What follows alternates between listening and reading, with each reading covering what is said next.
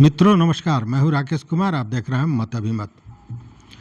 मित्रों, बिहार विशेष भूमि सर्वेक्षण जारी है, चल रहा है। इसमें हमने कई वीडियो बनाए हैं। जो चीज़ें, जो नियम जिसके आधार पर, जिन नियमावली के आधार पर ये सर्वे हो रहा है, उसमें आम आदमी को ये लगता है कि इसमें कई त्रुटियां हैं और इसको हमने उजागर किया है पिछले कई वीडियो में। अब ये जो मामले हैं ये धीरे धीरे सुलगते नज़र आ रहे हैं। सुलगते इसलिए नज़र आ रहे हैं कि एक तो इतना बड़ा अगर आपको सर्वेक्षण करना था तो उसके पूर्व साल भर पहले से कम लोगों को इसकी जानकारी देनी चाहिए थी। पूरे नियम के साथ इसकी जानकारी होनी चाहिए थी, प्रचार प्रसार होना चाहिए था। लेकिन भले जितना भी पीठ थपथपा ले विभाग और सरकार, लेकिन आम आदमी को इससे कोई इसकी जानकारी नहीं है कि उसे क्या करना है, नहीं करना है। जो कुछ जानकारियाँ हो रही है वो हम जैसे कुछ पत्रकार हैं, कुछ अखबार हैं जो इन चीज़ों को बार बार दे रहा है। हालांकि विभाग का ये कहना है कि हम रोज़ इस पर अपनी वक्तव्य दे रहे हैं, हम प्रचार प्रसार करा रहे हैं। हम तो प्रचार प्रसार करा रहे हैं, वो तो पैसे का खेल है। और जब प्रचार प्रसार का चीज़ होता है, पैसे का खेल होता है, तो अखबार भी उस न्यूज़ को थोड़ा दबा कर देता है, क्योंकि उसको लोभ होता है कि उसको प्रचार, एडवर्टीजमेंट मिलेगा। खैर, ये अंदरूनी बात है, उस पर नहीं जाएंगे। तो देखिए, ये सारी चीज़ें जो कहीं ना कहीं भ्रम पैदा कर रही थी, इसको लेकर अब सुगबुगाहट किसानों में शुरू हो गई है। और आज मुजफ्फरपुर ज़िला के मुसहरी में किसानों ने एक महापंचायत आज लगाई। और महापंचायत में मैं आपको बता दूं कि पूर्व से लेकर वर्तमान तक के जनप्रतिनिधि, जो प्रमुख थे, मुखिया थे, सरपंच थे, वार्ड सदस्य थे, ये सारे लोग पहुंचे हुए थे। किसान नेता पहुंचे हुए थे और बड़ी संख्या में किसान पहुंचे थे, बड़े से लेकर छोटे किसान तक, सीमांत किसान तक।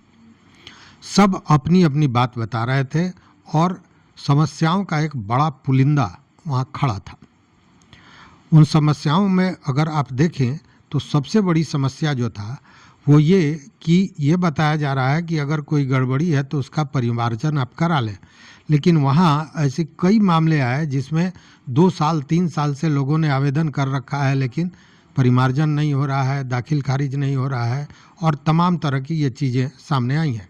वसीयतनामा को लेकर कई तरह के मामले आए। लेकिन सबसे बड़ा मामला जो था वो ये था कि अंचल कार्यालय में जो भ्रष्टाचार फैला हुआ है, जो लेन देन है, सीओ से लेकर और जो कर्मचारी है, ये सारे लोग कहीं ना कहीं पैसे का खेल कर रहे हैं। जो पैसा देता है उसका काम होता है, नहीं दे रहा है उसका काम नहीं हो रहा है, चाहे वो कितना भी दौड़ लगाते रह जाएं। और उसका प्रमाण भी कई लोगों ने दिखाया कि 2 साल पहले उन लोगों ने परिमार्जन के लिए आवेदन दिया और कुछ भी नहीं आज तक हुआ। तो ये सारी चीज़ें हैं, कहीं ना कहीं गर्माहट पैदा हो रही है। लेकिन इसी में हम अपनी बात करें। एक प्रश्न जो लगातार हमारे मित्रों ने पूछा है और वो ये कि जिस ज़मीन का दाखिल खारिज नहीं है उस ज़मीन का सर्वे कैसे होगा। देखिए, बड़ा अहम प्रश्न है और इसको बड़ी गहराई से समझने की ज़रूरत है, क्योंकि बहुत से ऐसे लोग हैं जिनके ज़मीन का दाखिल खारिज नहीं हुआ है। जब उन्होंने दाखिल खारिज के लिए अंचल में दिया तो उनके दाखिल खारिज को रिजेक्ट कर दिया गया। जब रिजेक्ट कर दिया गया तो उसके पीछे कोई ना कोई कारण होगा, क्योंकि अब जब लोन ऑनलाइन दाखिल खारिज का मामला आया तब से अगर आप रिजेक्ट करते हैं तो आपको कारण देना है। लेकिन अब क्या है कि एक बार उनका दाखिल खारिज रिजेक्ट हो गया है तो वैसे किसानों को ये लगता है कि सर्वे में चूँकि उनका ज़मीन दाखिल खारिज नहीं हुआ है उनके ज़मीन का, इसलिए वो कहीं ना कहीं पिछड़ जाएंगे, उनकी ज़मीन उनके हाथ से निकल जाएगी।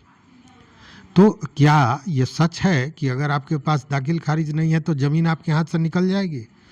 और यह भी समझने वाली बात है कि अंचल में जो आपने दाखिल खारिज के लिए दिया था कागज़ और वो कागज़ रिजेक्ट कर दिया गया, उस पर विचार नहीं किया गया, उसके पीछे क्या कारण है?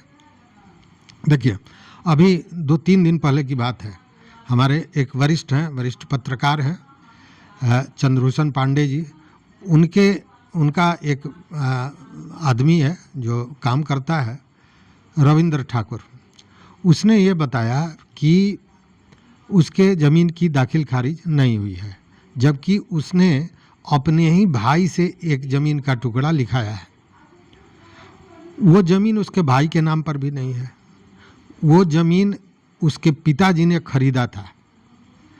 उसके पिताजी के नाम से कागज़ तो है, मतलब रजिस्ट्री का कागज़ है, लेकिन जमाबंदी उसके नाम से नहीं बना, मतलब उसका भी दाखिल खारिज नहीं है। और उसके पिता ने जिस व्यक्ति से खरीदा था उस व्यक्ति के नाम से भी नहीं है, मतलब उसके नाम से भी दाखिल खारिज नहीं हुआ। ये दाखिल खारिज वो जिस व्यक्ति से खरीदा था, जिसका पुश्तैनी ज़मीन था, उससे ये मामला आया हुआ है, वो ज़मीन मिला हुआ है। अब देखिए, खतियान में जिस व्यक्ति का नाम है उसके बाद उस ज़मीन का हस्तांतरण 3 बार हो चुका, लेकिन दाखिल खारिज नहीं हुआ। अब वैसी स्थिति में जब ये मामला अंचल में गया होगा दाखिल खारिज के लिए, तो जिस व्यक्ति ने बेचा है उसके नाम से तो ज़मीन है ही नहीं, तो फिर दाखिल खारिज होगा कैसे? दाखिल खारिज क्या होता है, पहले इस बात को समझिए। मान लीजिए कि हमने एक ज़मीन को खरीदा और हमने खरीदा किसी श्यामलाल से, तो वो ज़मीन श्यामलाल के नाम पर होगा। हमने खरीदा तो दाखिल खारिज में होगा कि श्यामलाल का जो मान लीजिए कि 5 एकड़ ज़मीन है, उसमें से हमने 1 एकड़ खरीदा है, तो श्यामलाल के 5 एकड़ में से 1 एकड़ माइनस हो जाएगा, उनके पास 4 एकड़ बच जाएगा, और वो एक एकड़ जो हमने खरीदा है वो मेरे नाम पर आ जाएगा रजिस्टर टूब में, और मेरा ज़मीन हो जाएगा, मेरी जमाबंदी शुरू हो जाएगी, जिसके आधार पर हम रेवेन्यू देंगे, मालगुजारी देंगे। अब उस मामले में तो 3 लोगों का हस्तांतरण हुआ ज़मीन का, लेकिन वो किसी चौथे के नाम से ज़मीन है, तो उस स्थिति में तो वहाँ दाखिल खारिज होगा नहीं। तो उसके लिए किया जाता है कि LRDC के यहाँ जाते हैं, उसमें बाज़ाब्ता केस किया जाता है। उस समय से उस व्यक्ति का जिसके नाम पर खतियान में ज़मीन है, उसका जो वंश वृक्ष है, उस वंश वृक्ष को दिखाते हुए ये बताया जाएगा कि जिस व्यक्ति ने बेचा वो उनका उत्तराधिकारी था। फिर वहाँ से दूसरे व्यक्ति को मिला, तो वो रजिस्ट्री है, इसलिए उस रजिस्ट्री के आधार पर वह मामला उसका हो गया, वह ज़मीन उस व्यक्ति का हुआ। फिर वहाँ से रविंद्र ठाकुर के पिता के पास आया, फिर रविंद्र ठाकुर के पास आया। तो कहने का मतलब ये है कि ये प्रक्रिया बड़ी लंबी है।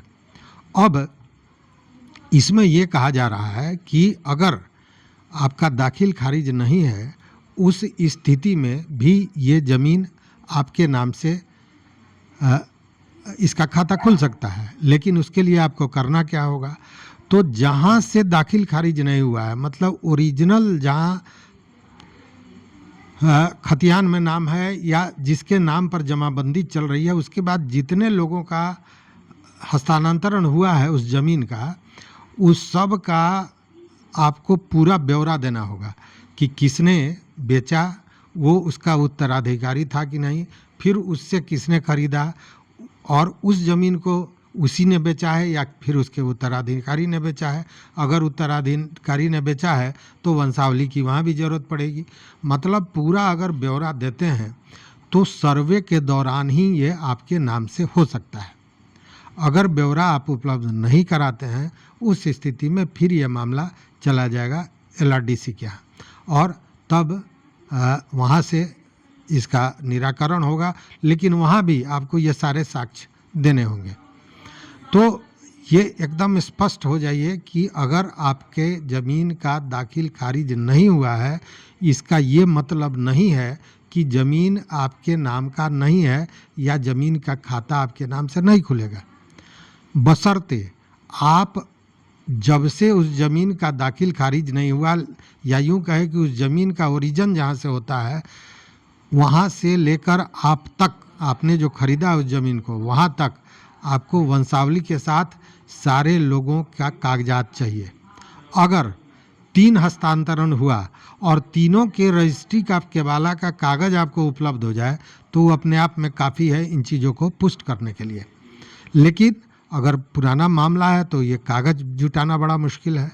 ये टेढ़ी खीर है कि अब सारे कागजात को कैसे जुटाएंगे, लेकिन जुटाना तो होगा क्योंकि ज़मीन आपका है, आपने ख़रीदा है तो ज़मीन आपके नाम से होना चाहिए।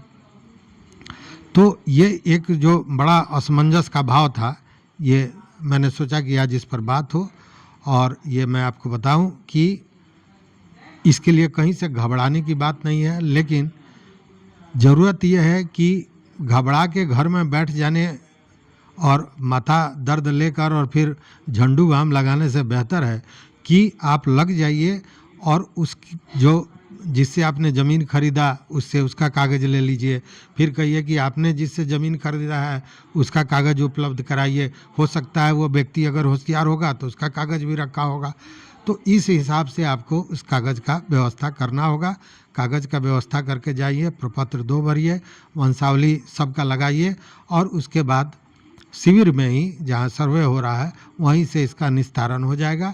ज़मीन आपके नाम से ज़मीन का खाता खुल जाएगा। अगर नहीं करते हैं तो फिर आपको DCLR के यहाँ जाना होगा और वो कानूनी प्रक्रिया पूरी झेलनी होगी। वकील रखना होगा, कई तारीख पर तारीख पड़ेंगे और उसके बाद निर्णय होगा। तो आज यही महत्वपूर्ण विषय था कि अगर दाखिल खारिज नहीं है उस स्थिति में ज़मीन आपकी होगी या नहीं होगी। तो मुझे लगता है कि सारी वस्तु स्थिति को आपने समझ लिया होगा। अगर कोई दिमाग में अब भी भ्रम हो तो निश्चित रूप से हमारे कमेंट बॉक्स में उन बातों को पूछिए। हम कोशिश करेंगे कि उसका निराकरण आप तक पहुंचा सकें। मित्रों, इस बीच में मैं ज़रा अनुपस्थित रहूंगा, लेकिन मैं कोशिश करूंगा कि जब कोई इस तरह का मैटर आवे तो मैं सीधे आपको लाइव सारी चीज़ों की जानकारी दे सकूं। तो इस वीडियो में बस इतना ही। देखते रहिए मत अभिमत। मित्रों, चैनल पर नए हो तो सब्सक्राइब कीजिए। मैं फिर एक बार निवेदन करूंगा और वो घंटी जैसी आकृति दबा दीजिए ताकि जो हम वीडियो बनावें सबसे पहले आप तक पहुंचे। क्योंकि मैं जो भी जानकारी देता हूं पूरी ऑथेंटिक देता हूं, भ्रम पैदा नहीं करता हूं, भ्रम को मिटाने की कोशिश करता हूं। देखते रहिए मत अभिमत। बहुत बहुत धन्यवाद, बहुत बहुत धन्यवाद।